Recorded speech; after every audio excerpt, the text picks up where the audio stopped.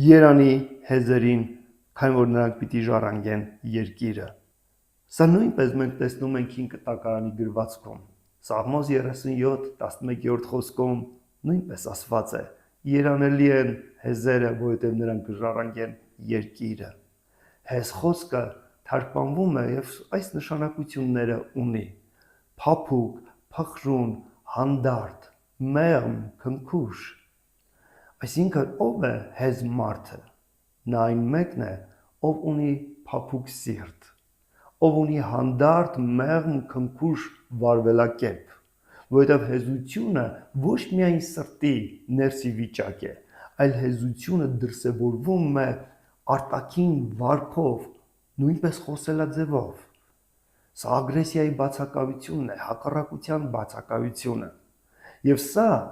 ունի խոստում. հեզերը կժառանգեն երկիրը։ Այս աշխարհը սովորեցնում է մարդկանց, որ նրանք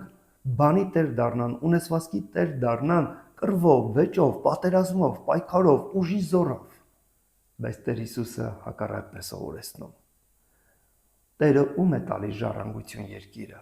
ում է օժտնում այս երկրի վրա։ Նրանց, ովքեր ունեն փափուկ սիրտ, իր կամքը ընդունելու, իր խոսքը կատարելու եւ խաղաղությամբ իր հետ վարվելու մարդկանց հետ հանդարտ ու խաղաղ կյանք վարելով, ապրել։